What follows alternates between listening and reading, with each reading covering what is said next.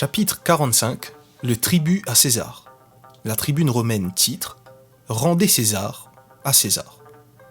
Voilà maintenant que les Hérodiens, partisans d'Hérode, s'associent aux pharisiens pour surprendre et piéger Jésus. Ils désirent le rencontrer pour s'entretenir avec lui sur les impôts dus au gouvernement romain. Cette discussion nous intéresse au plus haut point. Comment Jésus va réagir face à ses interlocuteurs, mais également vis-à-vis de Rome et de notre empereur César Auguste. Nous rejoignons également, en quelque sorte, les Hérodiens, car la réponse de Jésus va nous permettre de le cataloguer comme un dissident ou bien comme un ami de Rome. Et, toujours comme à son habitude, Jésus va nous surprendre d'une manière inattendue et incroyable. Il demande tout simplement à voir une pièce de monnaie. Il observe la pièce, attentivement, et demande à quelle effigie elle est frappée. On lui répond que c'est à celle de César. Eh bien, dit-il, rendez à César ce qui est à César. En une phrase lapidaire, il a ruiné les plans malsains des pharisiens qui cherchaient à nouveau un moyen de l'accuser. De plus, il a rétabli l'ordre au sujet des impôts romains. Et c'est bien. Chapitre 45. Le tribut à César. L'Observatoire de Jérusalem titre « Qui nous délivrera de l'oppression que nous n'apprécions pas ?» Où se trouve la grandeur d'Israël et la splendeur de la ville sainte, Jérusalem ? Aujourd'hui, nous ne pouvons plus nous déplacer sans avoir à payer toutes sortes d'impôts depuis que l'Empire romain s'est étendu jusqu'à l'intérieur de nos frontières. Mais qui nous délivrera de cette oppression matérielle et physique ? Est-ce le Messie des Écritures ?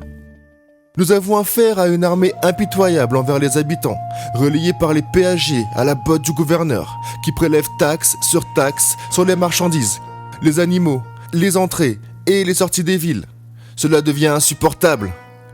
Si Jésus est le Christ, le Messie, alors il devra rétablir la souveraineté d'Israël en nous débarrassant de l'étranger inquisiteur romain. C'est pour cette raison, en priorité, que nous voulons connaître la position de Jésus sur le paiement ou non de l'impôt.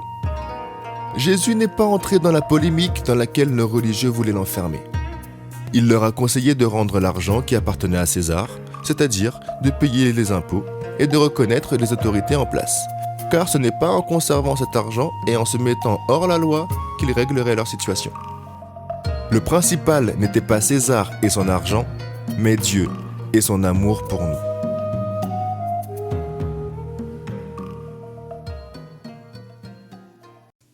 Chapitre 45.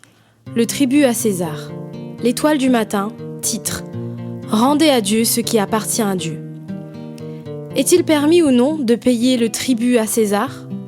Hélas, une fois de plus, les pharisiens se sont consultés pour tendre un piège à Jésus.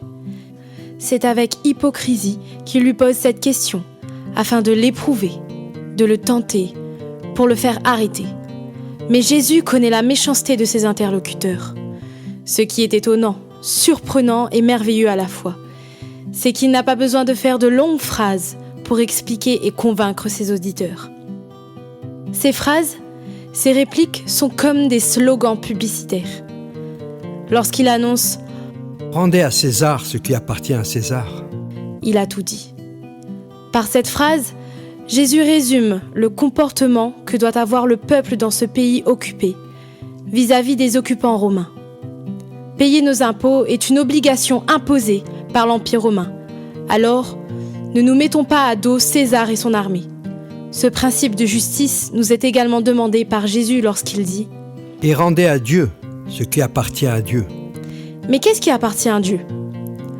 Rendez à Dieu la gloire, l'honneur, l'adoration, la foi, l'amour, le service et la connaissance de sa parole en esprit et en vérité. Voilà ce qui revient à Dieu. Tant que le peuple ne s'intéressera pas aux choses d'en haut, il s'attachera aux choses du monde.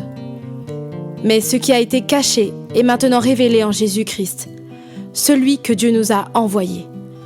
Ne mélangeons pas l'argent et Dieu, Dieu et Mammon, car les choses de l'argent vont à l'argent et celles de Dieu vont à Dieu. Occupez-vous de Dieu et toutes ces choses vous seront données par-dessus. Jésus sépare bien l'argent et ce qui revient à l'argent, et Dieu et ce qui revient à Dieu.